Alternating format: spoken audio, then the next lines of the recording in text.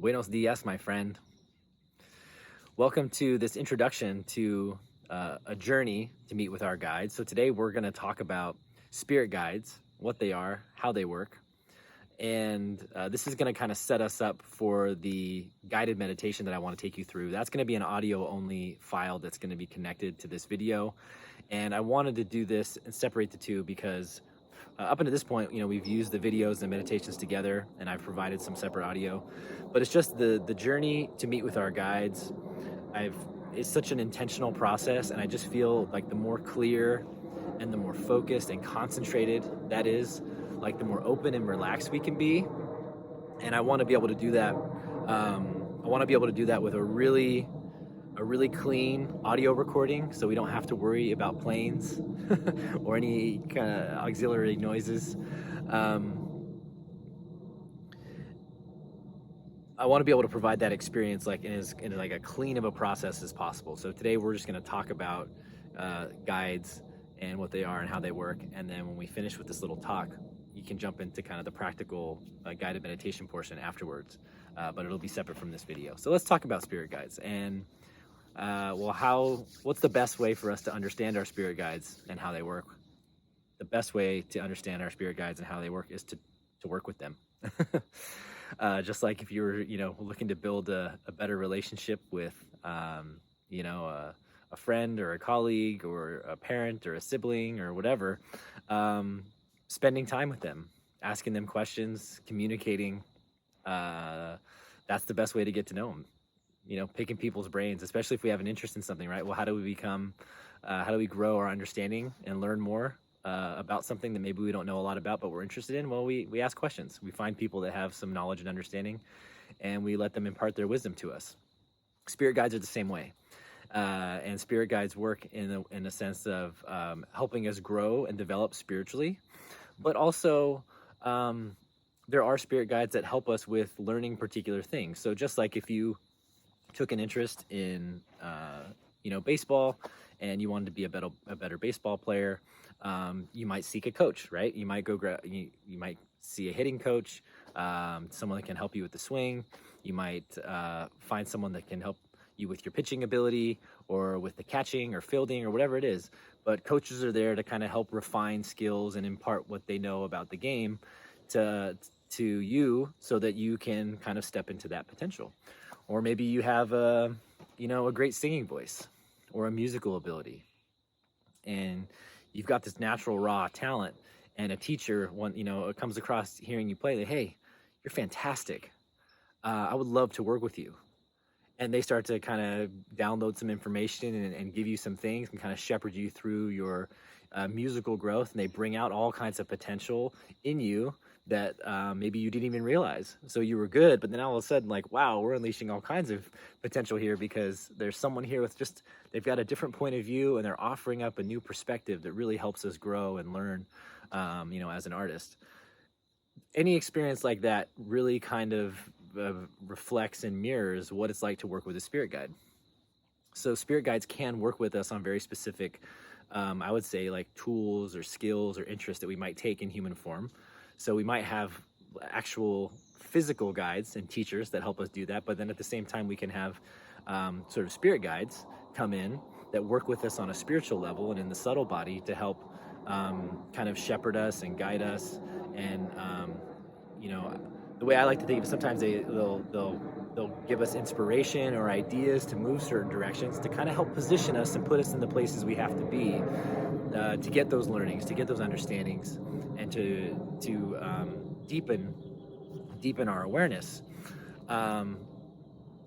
So that happens both in a physical form, really, and in a spiritual form. And spirit guides, first and foremost, are concerned with our spiritual growth and development. So that's the one thing that might be different about maybe a guide in earthly form, is that sometimes those people, all they care about is that one thing. So we've seen those kinds of coaches and teachers or instructors before, where they're so obsessed with the craft and they forget about us as a full person, and that has its own lessons, right? But our spirit guides, at the end of the day, are here because they care about our spiritual well-being. And essentially, their role is to help us journey back to the loving awareness of God. And I really want to emphasize that because I feel like there can be a little bit of a disconnect depending on the religious background that we come from, or the religious traditions that we grew up in, or that might be around us culturally. There might be this idea that like working with spirit guides or spiritual guidance is somehow not okay, or it's not of God. And for me, having actually been raised, having been baptized and spent a little bit of time in the Catholic Church before I broke out of that when I had my spiritual guide experiences, I've come to view our spirit guides as the teachers and the masters and the shepherds that help us get back to God. So it's just like if we were learning how to be, a master musician, and we have a great singing voice, and we have a real aptitude for hearing certain kinds of, hearing keys and singing on key, and being able to manipulate notes in ways that are beautiful and magnificent. So, somebody might see that potential in us when we're younger, and then a teacher comes in and says, well, you've got a lot of raw talent, but, it's important to understand the scales, and they teach us that. And then with that knowledge and awareness, it levels up our ability to express ourselves. And then with that, it breaks open all kinds of new challenges and possibilities. And we might follow this path and work with different teachers on our craft until we master it for ourselves and really learn how to bring our own unique, creativity and inspiration and expression to the table.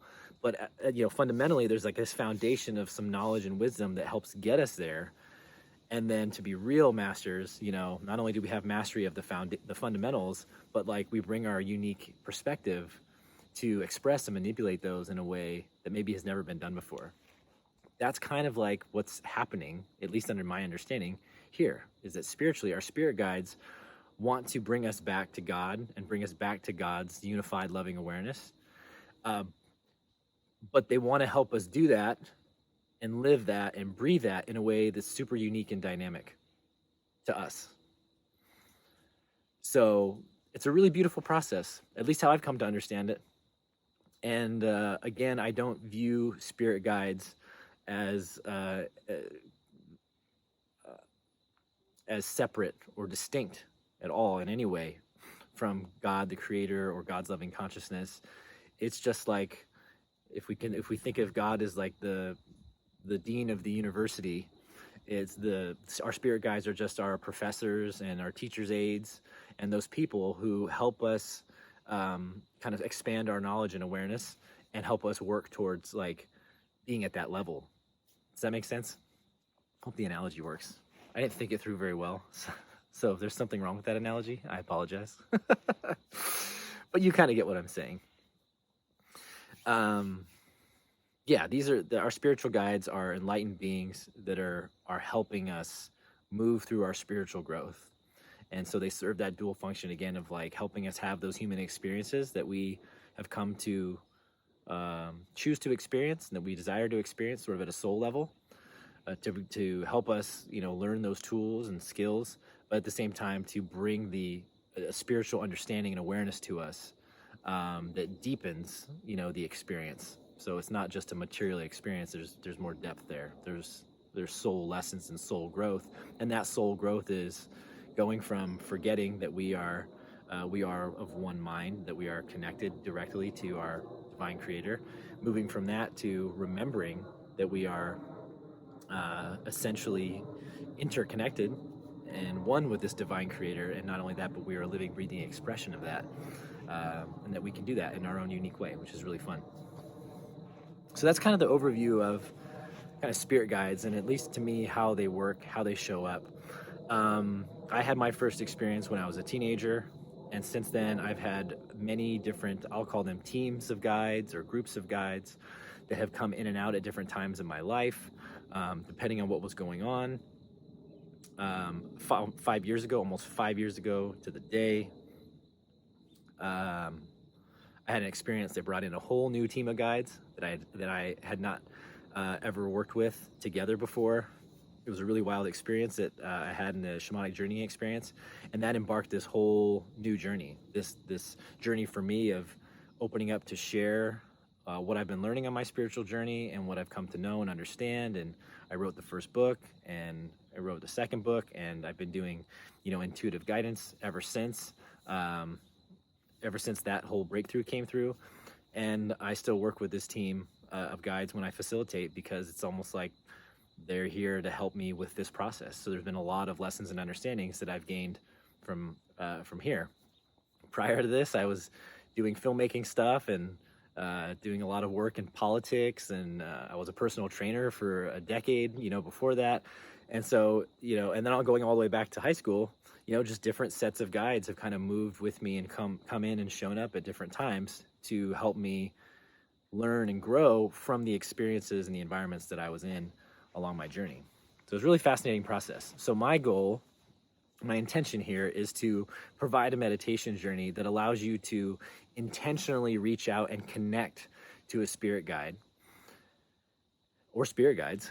It could be multiple, and begin to have a dialogue, to begin to forge a communication and a connection and a relationship with your spiritual guidance, because they're teachers. They're teachers here that are in spirit, in the realm of this expanded dimension of consciousness and loving awareness. And we can work with them in meditation, and we can work with them to help practically guide and live our lives. And ultimately, like I said, the intention is to bring us back to God consciousness, to bring us back to our loving Creator, to the remembrance of who we are. And not just to remember it, but to be conscious of it, to live it, to breathe it, to know it, and to be it in the world. So we can have our relationship, direct connection. We can have our relationship to God 100%. I know I do. And we can have our relationship with our spirit guides that are just helping us get to this level of mastery and understanding. Does that make sense? It's a really, really beautiful process. It has been for me, and it's been a beautiful unfolding of understanding and awareness and consciousness, and I'm excited to share that with you. So before we get into the meditation overview, I'll say the other thing to remember is that our spiritual guides, they're always going to honor our free will. And that's the one thing to remember when we're working with our guidance. And it's one thing I try to remind people in my intuitive guidance that I provide as well, is we always have free will. We've been given that gift. We can do and choose exactly what it is we want. Our spirit guides might provide us with some perspective. They might give us a little nudge here and there. They will show us information, and it'll be up to us to use that information and make a decision. Sometimes we will be shown information, or our guides will communicate something and we don't listen. It's not good or bad. It's just that we didn't take the information, or we disregarded it, and we made our choice. It's not a bad thing, because we're going to learn and grow from our choices and our experiences no matter what. That's kind of how it feels like this system is designed. It's how I'm understanding it. The more work that I do, the deeper I get into being sort of a guide here as an intuitive guide, working with spirit guidance. It's like I'm a liaison. So I'm learning a lot about the perspective of a guide.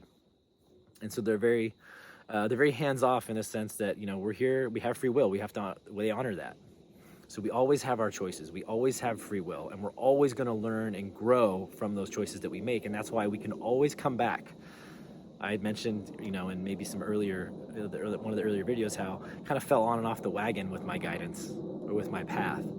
And it's like, we can always come back and be like, okay, so I did all that stuff. What is there to learn from that? And our guides are going to be right there in a loving, patient, gentle way. And they'll say, well, sometimes they just ask a lot of questions. I found that out. So sometimes they'll just tell us, they'll say, what did you learn? What lessons are there to take from this? Well, what did you learn? What did you feel? What lessons did you get from it? And then sometimes there's kind of that perspective, oh, yes, and that's kind of like a good improviser, they might provide some other insight and perspective. Yes, you learned that when you don't speak up and you're not communicating, that people don't know where you're at. Okay, you learned that. Have you ever considered that if you speak up and let people know where you're at, it'll actually make things a lot smoother? It's like there's this great insight that can come in. It's just a perspective. It's like the little light bulb goes off and you're like, oh wow, yes, That's brilliant. And so the guides are just there to provide perspective, like spiritual perspective. Their aperture is wider than ours is, just the way it is. Um, and uh, and I think that a lot of times they're just there to provide spiritual perspective, to kind of open the aperture and to show you a bigger picture, a broader view, to see it from a higher perspective, and then all of a sudden there's growth, there's evolution on our part. So to get to work with these spirit guides and to work with these enlightened beings, one of the ways we can access them is through meditation. I've done that through meditation. I've done it through shamanic journey experiences with the drums. Both processes work very well for me. They may work for you. We're going to do a meditation together. The meditation journey that I'm going to lead you on is going to be essentially we're going to do some conscious breathing, some rhythmic breathing, which we've already touched on. We're going to set a grounding cord, and then we're going to kind of create a safe, sacred, kind of a divine container to pursue this guidance. And this is just kind of a form of energy protection. It sets the intention that we're welcoming in a safe and sacred and holy space. So we're going to connect to divine earth. We're going to connect to divine heaven. And that's basically us setting the space, saying we're only inviting in the divine and most highest loving intelligence into this space. And that creates that safe and sacred space for spiritual guidance to come in. And then from there, I'm just going to kind of walk you up a spiral staircase. It'll work through all of the colors of the chakra. And when we get to the crown, we're going to actually unload anything that feels heavy and dense. So we're not going to carry anything with us into this meeting with our guide, right? So anything that's heavy and dense, we're going to let go of that. We're going to send it down, release it into this bin, let it be absorbed by the universe. And then we're going to set that intention once again to meet with our spirit guide or with our master guide or our helping healing spirit. And we'll get to a door. We're going to open the door and we're going to step into the door. And on the other side of that door, there's going to be our guide waiting for us. And that may appear in an infinite number of ways. So I'm not going to tell you what it looks like or how it should look, but that's essentially what's going to happen. Just with our intention, setting the intention, we're going to see on the other side of that door. And we might appear in a beautiful nature space. We might appear in a mansion. We might appear in a sort of ethereal, intergalactic realm. It looks like stars and galaxies, whatever. Everybody's going to have a different experience. And then hopefully we'll meet with a guide, someone who's there to meet with us. And this could be an ancestor. It could be a loved one who's crossed over.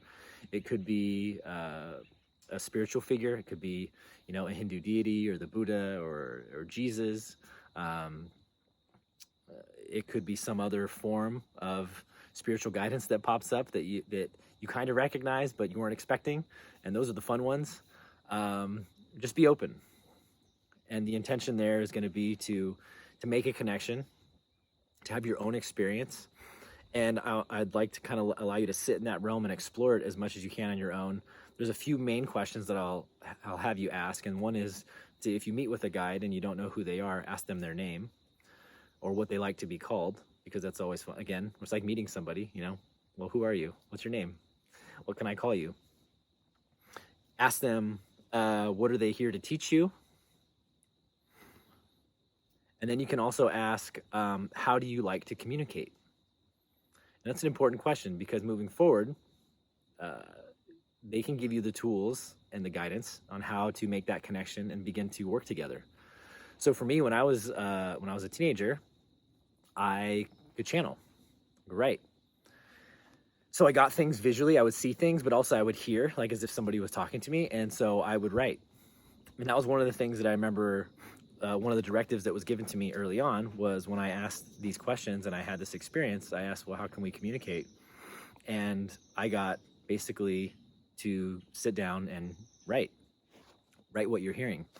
And that began, again, as a very long journey. It's still the main thing I go to when I'm seeking guidance. Even though all of my senses are firing all the time, my main thing for guidance is to meditate, open up, ask questions, and then channel what comes through. That's very specifically for me. And it's funny because for me, it works the best for my own stuff. For other people, I can do it, but the other senses actually fire and bring through more information when I'm reading for someone else. It's very interesting. Anyhow, we're going to ask those three questions. What's your name? What are you here to teach me? And how do you like to communicate? And as long as we get those 3 answers, or maybe we're just going to ask those are like the 3 things I'm just going to say I'm going to encourage you to ask. And then when you're done, I'll guide you back through, and we'll say our goodbyes in a courteous way, the way you would as if you were leaving somebody's house. And we'll kind of return through. We'll have like a wash of golden white light as we leave. We'll close the door behind us, and we will then come back down the staircase back to the present moment, and that will be the journey. And then I would encourage afterwards, to be prepared to maybe write or journal or reflect on any experiences you have. I will also say that this may or may not work the first time. It may or may not work the 5th time. It may or may not work the 10th time. You might have to do it 50 times. With patience and with diligence and intention, I am very confident that this opens up for you. If not, it's okay, and it doesn't mean anything in particular, because we all have our own different connections. So we have to remember that I'm just sharing what I've learned and what I know and what has worked for me. And I'm sharing that in hopes that it opens up something for you. But you might be somebody who maybe the meditation thing doesn't work. Maybe a shamanic drum journey would be better. Maybe actually playing your musical instrument, or painting, or when you're outside crafting or building something with your hands. Maybe that's when you get into that Zen state and you feel very connected to something greater than yourself. That might be your connection. That might be where you find information and guidance coming in. I'm not here to dictate whether that is going to happen or not, or if it's right or wrong or any of those things. I want to let you know that if the meditation, the journey to meet your guides doesn't work, I would persist over time and continue to try to do it and just kind of see if something opens up eventually, because with practice always strengthens this connection. But if it gets beyond a certain amount of time, or you feel like, I just don't think this is really going to connect, well then, pivot and wiggle into something else that maybe feels more resonant for you. Again, there's no right or wrong way to do any of these things. There's just kind of the ways that work for you, and I'm just sharing the stuff that has worked for me in hopes that it's helpful, supportive to you. Maybe it works for you, or maybe it guides you to something that does, and that's my intention. All right, so there's the little intro to the spirit guidance and a journey to meet your guides. When you're ready, go ahead and click into the audio only guided meditation next. Find a quiet, safe, peaceful space so that you can really let go and release and allow yourself to be taken on that journey, in hopes that we connect with some divine guidance within. And I look forward to seeing how those experiences go. So when you're ready, click into the next video and we will meditate on this journey to meet a guide.